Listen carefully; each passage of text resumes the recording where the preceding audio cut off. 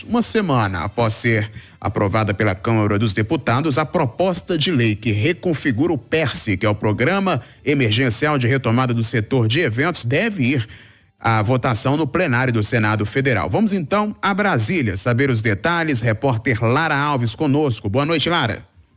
Ei, boa noite para vocês, Edson, Aline. Boa noite. Pois é, a perspectiva do governo é que essa proposta de lei para reconfigurar o PERSE seja votada amanhã no plenário do Senado. A sessão vai acontecer em um regime semipresencial, já que a semana é mais curta aqui no Congresso Nacional, com o feriado do Dia do Trabalhador na quarta-feira. E muitos senadores não estão em Brasília.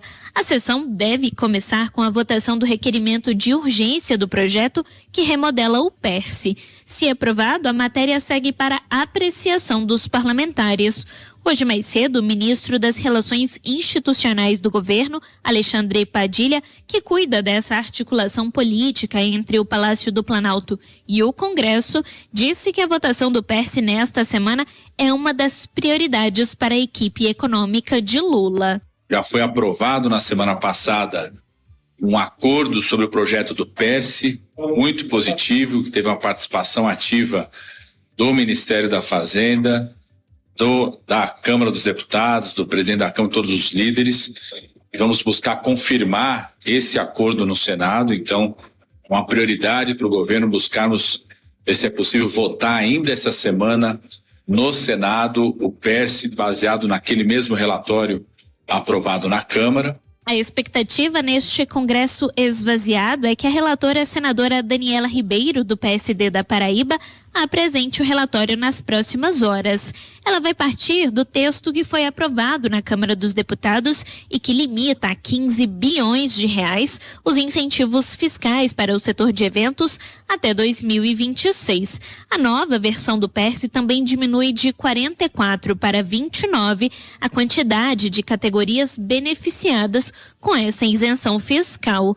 Daniela Ribeiro também pretende incluir duas alterações na proposta de lei que veio da Câmara. Primeiro, ela vai propor a correção pela inflação desse teto de 15 bilhões de reais.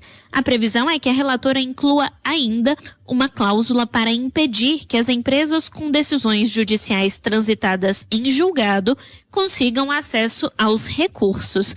A ideia, segundo a senadora, é impedir que grandes grupos recorram à justiça para ter acesso aos benefícios fiscais e prejudiquem as empresas de menor porte.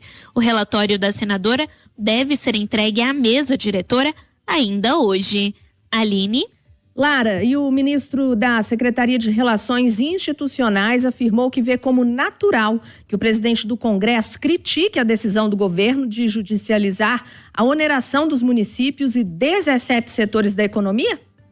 Exatamente, o ministro Alexandre Padilha disse hoje mais cedo que a única opção do governo Lula era ajuizar uma ação no Supremo Tribunal Federal para barrar essa lei que prorroga a desoneração pelos próximos 3 anos. Padilha argumentou que as divergências com o Congresso são naturais e necessárias à democracia. O ministro disse ainda que o governo vai manter um diálogo com as entidades que representam os municípios para encontrar uma saída fiscal viável para as dívidas previdenciárias que as prefeituras têm.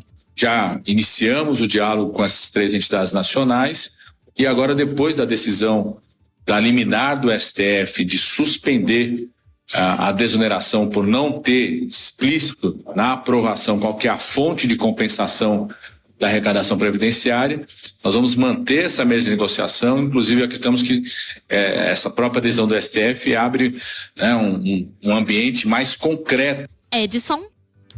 Ok, obrigado, Lara Alves.